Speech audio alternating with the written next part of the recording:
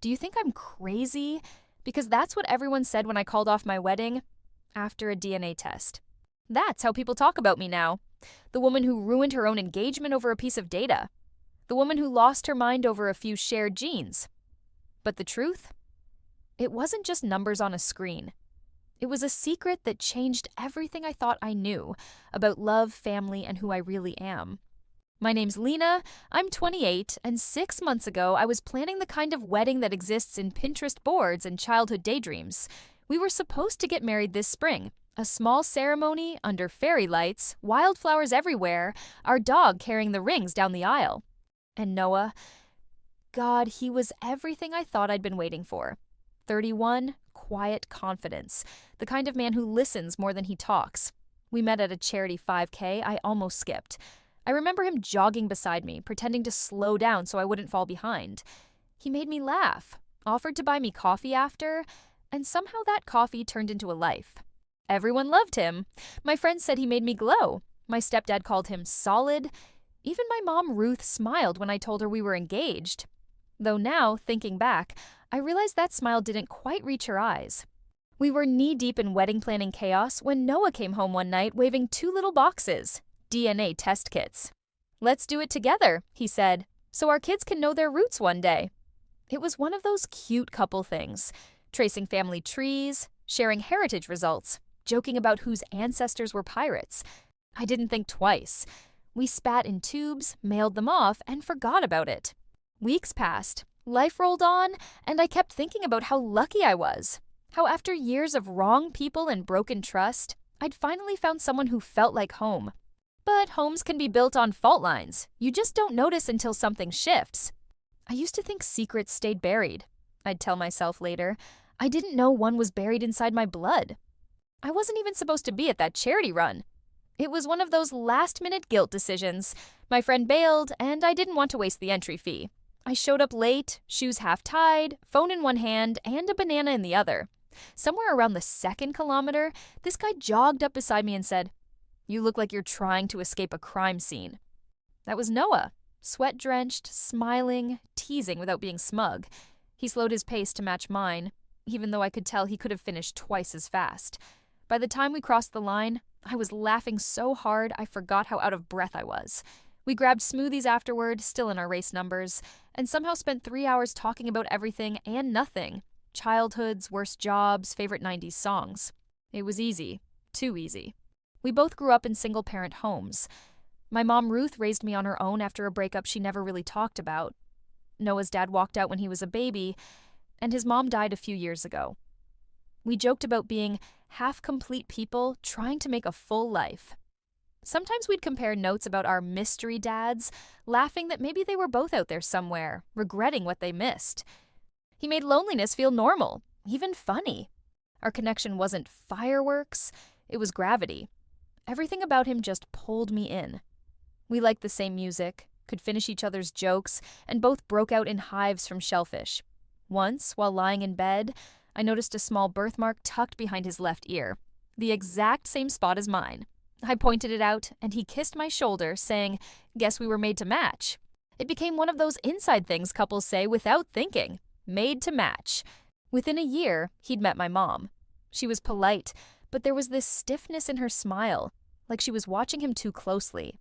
I chalked it up to overprotective mom energy.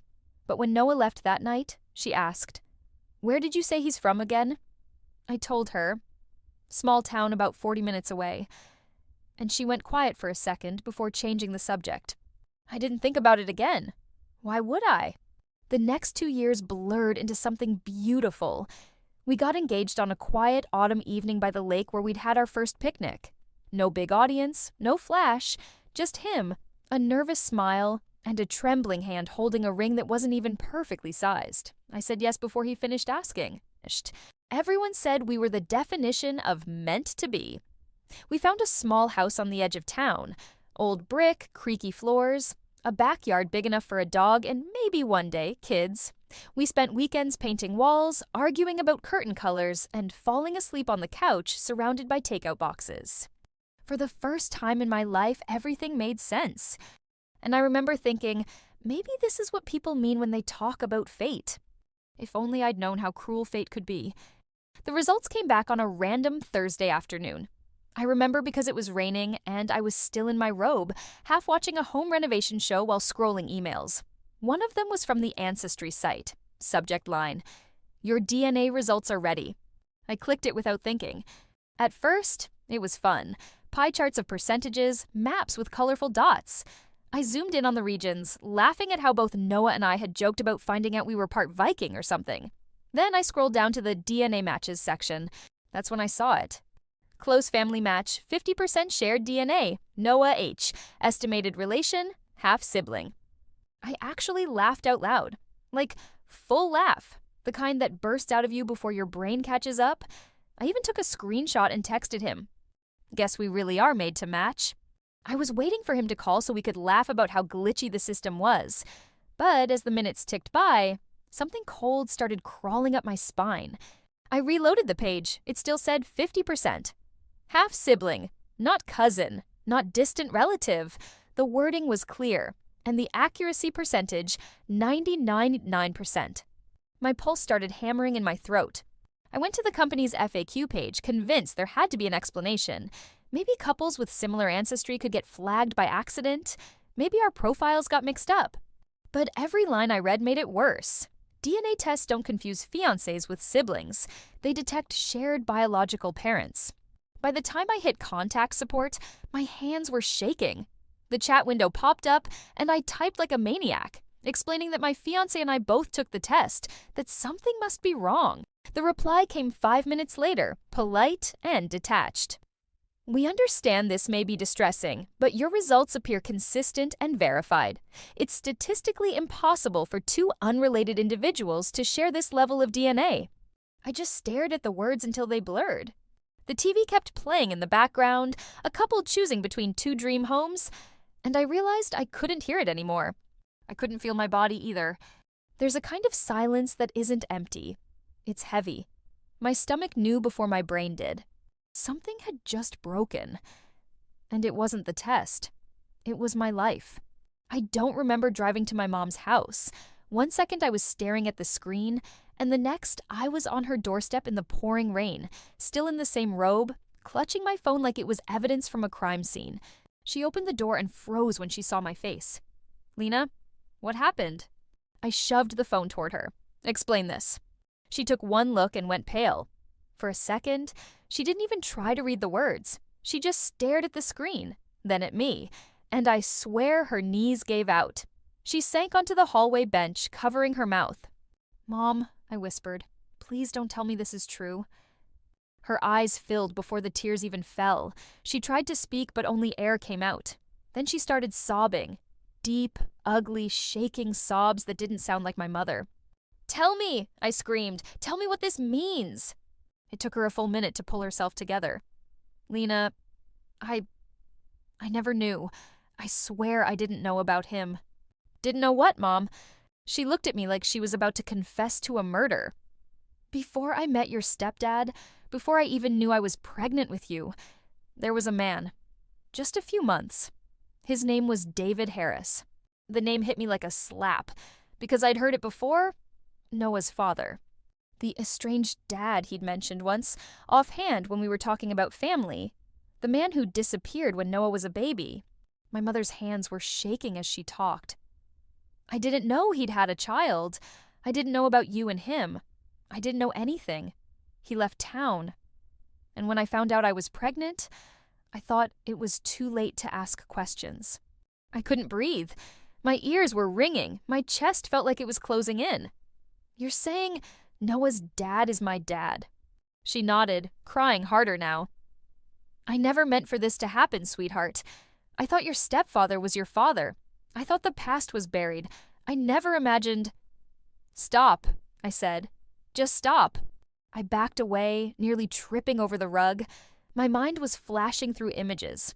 Noah's childhood photos, our engagement pictures, his smile next to mine. Our engagement photos were basically family portraits. That sentence came out of me like a sob I didn't mean to say. Mom tried to reach for me, but I stepped back. "You should have told me," I whispered. "You should have told me who I was before I found out like this." Her voice cracked. I didn't know how, Lena. I thought the truth would ruin everything. I laughed, but it came out hollow. Well, congratulations. It did. I walked out before she could say another word. By the time I got to the car, I was shaking so badly I couldn't put the key in the ignition. The rain had soaked through everything, but it didn't matter. Because no amount of water could wash off what I'd just learned. That the man I loved shared the same blood running through my veins. I sat in my car outside Noah's place for almost an hour, just staring at the lights in his window. Every time I rehearsed what I was going to say, my voice broke before I could get the words out. When I finally walked in, he smiled like nothing had changed. He had 2 mugs of tea ready, music playing, candles flickering, like it was just another night in our perfectly normal life. I think that's what made it worse. I told him everything in one breath. The DNA test, my mom's confession, the name David Harris. The silence that followed was thick enough to choke on. He didn't say a word at first. He just blinked. Then, after what felt like a full minute, he reached for my hand. Lena, he said quietly, we didn't know. I stared at him, waiting for the disgust, the panic, something. But instead, he kept talking. Calm, deliberate, like he was trying to comfort me. This doesn't change who we are. It doesn't erase what we have. We didn't choose this. I yanked my hand back. Noah, it changes everything. We're not just some unlucky couple with a bad coincidence. We share a father. He shook his head, stepping closer. So what? That doesn't make what we feel wrong. We've loved each other for years. That doesn't disappear because of a word on a screen. He tried to pull me into his arms, but I froze. His touch felt different now. Heavy, suffocating. It wasn't comfort anymore, it was delusion. That was the moment I realized love without limits isn't romantic. It's terrifying. He was clinging to the fantasy while I finally saw the truth. Some lines aren't meant to be crossed, no matter how much your heart begs you to. I ended it quietly. No big announcement, no dramatic scene, just a message that said, I can't do this anymore. I left the ring on his doorstep and drove until the city lights disappeared in the rearview mirror. I deleted everything. Photos, social media, memories that once felt sacred. Then I found a small apartment in another town, where no one knew my name or the story that followed it. Sometimes I still catch myself reaching for my phone to text him when something funny happens. Then I remember, he's not just the man I loved. He's the line I can't ever cross again. I don't know who I am yet without him, but at least now, I know who I'm not. DNA doesn't just tell you where you're from, it tells you what you can't become. I didn't just lose my fiancé, I lost the illusion that love alone makes you family.